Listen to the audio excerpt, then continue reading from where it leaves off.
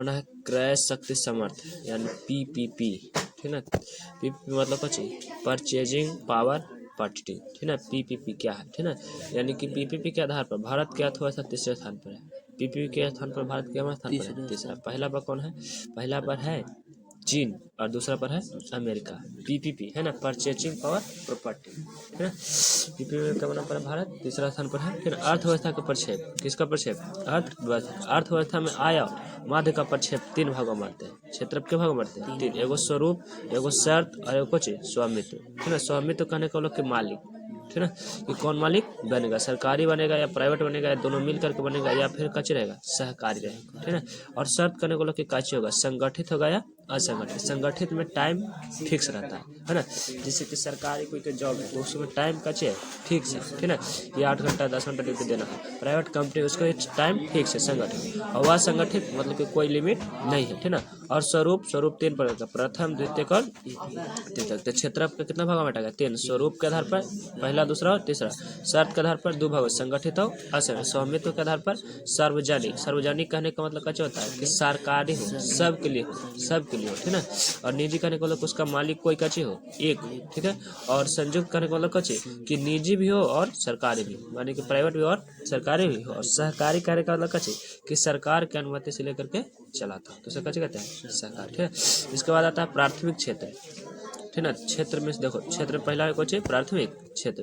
प्राथमिक क्षेत्र कैसे करते हैं, तो जब आय का स्रोत सीधे प्राकृतिक से जुड़ा हो उसे प्राथमिक क्षेत्र कहते हैं। कहने को अलग कि जब इनकम के स्रोत डायरेक्ट किससे जुड़ा हो, प्राकृतिक से, तो उसे कच्चे कहते हैं प्राथमिक क्षेत्र। जैसे कि खेती करना, तो खेती करना किसका हो गया, प्राथमिक क्षेत्र, कि प्राकृतिक से जुड़ा है। बाढ़ आएगा, फसल बर्बाद हो जाएगा, प्राथमिक क्षेत्र। पशुपालन माने कि गाय भैंस पालना, ठीक ना, कच्चे में होगा प्राथमिक क्षेत्र में। मत्स्य पालन माने कि मछली पालन, ये सब कच्चे से, मछली प्रकृति में देता है तब प्राकृतिक से हो गया, ठीक ना। और इसके बाद आता है कच्चे खनन, कच्चे खनन, खनन माने कि खदान में काम करना, ये कच्चे से हो जाएगा प्राथमिक क्षेत्र से, ठीक है। अच्छा, सब्जी उत्पादन करना तो इसमें कच्चे हो जाएगा प्राथमिक क्षेत्र, माने कि जो डायरेक्ट कच्चे हो, खेत से जुड़ा हो, मनुष्य है ना, कच्चे उद्योग, कच्चे सामानों पर डिपेंड रहते हैं, उसे कच्चे कहते हैं प्राथमिक क्षेत्र कहते हैं, ठीक है। यानी कच्चे जैसे खेती करना तो इसमें कच्चे हो जाएगा प्राथमिक क्षेत्र, ठीक ना। अच्छा, इसके बाद आता है द्वितीयक क्षेत्र, ठीक है। द्वितीयक क्षेत्र में कच्चे होता है किसको, कारखाना में शामिल किया जाता है। द्वितीयक क्षेत्र में किसको शामिल किया जाता है, कारखाना को, ठीक ना। इसमें निर्माण और विनिर्माण होता है, माने कि नया वस्तु बनता है या तो पुराना वस्तु को गला कर नया वस्तु बनता है, तो उसे कच्चे कहते हैं द्वितीयक क्षेत्र। जैसे कि आटा चक्की मिल, ठीक है, तो आटा चक्की मिल जो है ऐसे कच्चे करेगा, गेहूं उपजा नहीं रहा लेकिन गेहूं से कच्चे बना दे रहा है आटा, ठीक है, तो हो जाएगा द्वितीय। पहला बार नहीं बने, दूसरा बार काम फिल्टर हो तो उसे कच्चे कहते हैं द्वितीय। जैसे गन्ना मशीन, ठीक है, तो गन्ना मशीन में कच्चे, गन्ना उत्पादन नहीं कर रहा है, गन्ना उत्पादन कर रहा तो प्राथमिक क्षेत्र, लेकिन गन्ना मशीन से कच्चे बना देना, चीनी बना देना या तो फिर गन्ना जूस बना देना, कच्चे हो जाएगा द्वितीय क्षेत्र। और सर्विस सेक्टर माने कि जितना भी काम करने वाला जो होता है उसमें कच्चे होता है द्वितीय क्षेत्र रहता है, ठीक है, सेवा। इसके बाद आता है तृतीय क्षेत्र, कौन क्षेत्र, इसमें नौकरी आता है, नौकरी किसमें आता है, तृतीय क्षेत्र में कच्चे होता है कि काम सेवा किया जाता है, सेवा में आता है, ठीक है। और कच्चे रहेगा व्यापार, है ना, व्यापार सेवा दुकान, व्यापार में कच्चे करता है। चिप्स दुकान है कोई, चिप्स दुकान में चिप्स बनाया नहीं, चिप्स बनाया हो जाएगा द्वितीय क्षेत्र। और चिप्स कोची से बना, आलू से, तो आलू जब जाएगा हो गया प्राथमिक क्षेत्र, ठीक है ना। माने कि जो खेती से जुटा हो, चाहे तो जो पहले काम किया हो उसे प्राथमिक क्षेत्र, ठीक है, और उसके बाद दूसरी प्रक्रिया में हो तो उसे द्वितीय क्षेत्र, ठीक है ना। और अंततः जो सेल के काम करे, बेचने का काम करे, ठीक है, तो कच्चे हो जाएगा सेवा क्षेत्र। अच्छा, परिवहन, परिवहन में देखो तो गाड़ी बनाता है नहीं, गाड़ी बनाने वाला कंपनी था, है ना, लोहा ओकरा से बना, लोहा से बना, टीना से बना, तो लोहा टीना खनन में निकला तो खनन हो गया प्राथमिक। और फिर लोहा टीना से बन करके पार्ट्स पुर्जा बने, मशीन बने, तो कच्चे हो जाएगा द्वितीयक, है ना। और उसके बाद फिर गाड़ी चलने लगा, रोड सवारी हो रहा है तो हो जाएगा कच्चे द्वितीय, ठीक। हॉस्पिटल, हॉस्पिटल में दवा बनता है नहीं, हॉस्पिटल तृतीय क्षेत्र, सेवा दे रहा ना, कोचिंग पढ़ाई लिखाई कर रहे हैं हम लोग, ठीक है, तो कच्चे हो जाएगा तृतीय सेवा। नेता ये सेवा करता है, खेल ये सब कच्चे हो जाएगा तृतीय सेवा, ठीक है। तो एक में उदाहरण भी लिख ले रहा है, प्राथमिक क्षेत्र, द्वितीय क्षेत्र, तृतीय क्षेत्र के कौन कौन उदाहरण है से, ठीक है। आगे कहता है कि तृतीय सेक्टर में लोग बहुत कम लगे होते हैं, नहीं देखो गन्ना उपजाना है, ठीक है, तो गन्ना उपजाना है तो उसमें बहुत सारा मजदूर चाहिए, ठीक है ना, जगह ही बहुत ज़्यादा चाहिए। अच्छा, गन्ना से रस निकालना है, ठीक है, तो उसको में एक मशीन रहेगा, उसमें 2-3 आदमी रहेगा, काम हो जाएगा। लेकिन गन्ना के रस को बेचना है तो एक आदमी बोतल में ड्राम में लाएगा, उसको बेचेगा कम, तो सबसे कम किस में आदमी चाहिए, तृतीय क्षेत्र, है ना।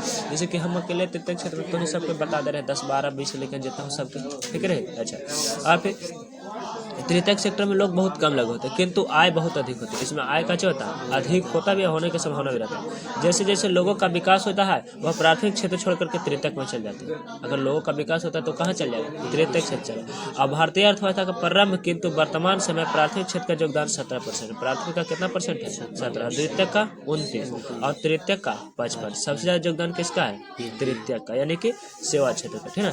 अच्छा, इसके बाद आता था कौन कि संगठित और असंगठित, है ना। क्षेत्र के आधार पर तो समझ गए, प्राथमिक, द्वितीयक और तृतीयक। अब शर्त के आधार पर संगठित और असंगठित, है ना। तो संगठित किसे कहते हैं, देखो संगठित कहने का मतलब कुछ होता है कि जिसमें नियम शर्तें, है ना, वेतन तीनों निश्चित हो। शर्त, है ना, कि इतना घंटा काम करना है, वेतन कि इतना रुपया वेतन मिलेगा, तो ऐसा को कैसे कहते हैं, संगठित। जैसे कि बड़े बड़े कंपनी की नौकरी, बड़े बड़े कंपनी की नौकरी जब करते थे कि 8 घंटा ड्यूटी करना पड़ेगा आपको, है ना। जो सूरत, पंजाब, लुधियाना काम करने जाता है तो उसमें टाइम निश्चित रहता है कि नहीं रहता है ना। टाइम निश्चित है तो मतलब समझो कि संगठित है। जैसे कोई मजदूर काम कर रहा है, लेबर 8 घंटा काम कर रहा है तो उसका काम का चीज है, संगठित, है ना। लेकिन वो सरकारी क्षेत्र में नहीं है, ठीक है। लेकिन कोई रेलवे में कर्मचारी है ना, और काम कर रहा है 8 घंटा 10 घंटा, तो वो संगठित है और सरकारी भी, ठीक है। आगे आता है कि सार्वजनिक रोजगार रेलवे और सेना में दिया है, संगठित, है ना। ये कैसे दिया है, सार्वजनिक में रेलवे और रोजगार सबसे ज्यादा कैसे दिया है, तो सेवा का मौका दिया। इसके बाद आता है असंगठित, कौन सा क्षेत्र, असंगठित। असंगठित में क्या होता है कि इसमें नौकरी के समय और वेतन, छुट्टी तीनों अनिश्चित रहता है, माने कि कब होगा छुट्टी, कब पेमेंट मिलेगा, इस हमसे कोई टेंशन नहीं, इसलिए इसको कैसे कहते हैं, असंगठित कहते हैं। क्या कहते हैं, असंगठित, ठीक है। भारत का सार्वजनिक रोजगार असंगठित है, सार्वजनिक रोजगार कैसे है, असंगठित, माने कि भारत में वेतन तीनों छुट्टी ये सब नहीं देखता है, सब थोड़ा सा कच्चे रहता है, असंगठित से। कपड़ा उद्योग असंगठित है, प्राइवेट कंपनी असंगठित है, कृषि असंगठित है, दुकान, है ना, कोई लिमिट है कि 8 बजे दुकान खोलेगा तो 10 बजे बंद हो जाएगा, तो ऐसा ऐसा लिमिट है ना, जिसमें लिमिट रहे तो संगठित, लिमिट ना रहता। अच्छा, कृषि में देखो तो सुबह 6 बजे काम कर ले, खेत में हिलेगा 7 बजे निकल जाएगा, ऐसा कोई लिमिट है, कहीं 9 बजे तक, कहीं 10 बजे, यानी कि कच्चे हो जाता है, असंगठित, ठीक है ना। प्राइवेट काम ये सब कच्चे हो जाता है, असंगठित। इसके बाद आता है क्षेत्र के आधार पर, तो क्षेत्र के आधार पर कई गो था, तो 4 गो था, है ना। एगो सार्वजनिक, है ना, और कौन है, एगो सार्वजनिक, फिर निजी, फिर संयुक्त और सहकारी, ठीक है ना। तो चलो अब हम लोग कैसे देखेंगे, स्वामित्व के आधार पर देखेंगे, ठीक है ना। अच्छा, स्वामित्व के आधार पर पहले क्या था कि निजी क्षेत्र, कौन क्षेत्र, निजी क्षेत्र, ठीक है। निजी क्षेत्र किसको कहते हैं, तो इसमें सभी क्षेत्र निजी व्यक्ति के हाथ होता है, माने कि कोई भी मालिक कंपनी के चाहे तो काम करने वाला सबको कैसे रहता है, प्राइवेट रहता है, कैसे रहता है, प्राइवेट रहता है, यानी कि निजी रहता है, कैसे रहता है, निजी, ठीक है। इसको कैसे कहते हैं, प्राइवेट, यानी पीवीटी, प्राइवेट यानी कि पीवीटी। इसका मुख्य उद्देश्य केवल लाभ कमाना है, निजी क्षेत्र का मुख्य उद्देश्य कैसे है, लाभ कमाना है ना। पूंजी के आधार पर सबसे बड़ी प्राइवेट कंपनी है ना रिलायंस, जबकि टैक्स की क्षमता में सबसे बड़ा कंपनी कौन है, टाटा, है ना। अगर पूंजी के आधार पर देखा जाता है सबसे बड़ी प्राइवेट कंपनी कौन है, रिलायंस, जियो, है ना। मुकेश अंबानी जिनके कैसे है, सीईओ है, ठीक है ना। अच्छा, और अगर टैक्स देने के आधार पर दिया जाए तो सबसे बड़ा कंपनी कौन है, तो टाटा कंपनी, है ना, जिनके रतन जी टाटा है सीईओ, ठीक है, हालांकि अभी नए बदले हैं। अच्छा, और आता है सार्वजनिक क्षेत्र, कौन से क्षेत्र, है ना। इसमें पूरी तरह से सरकार का अधिकार होता है, सार्वजनिक क्षेत्र में किसका अधिकार होता है, सरकार का, है ना।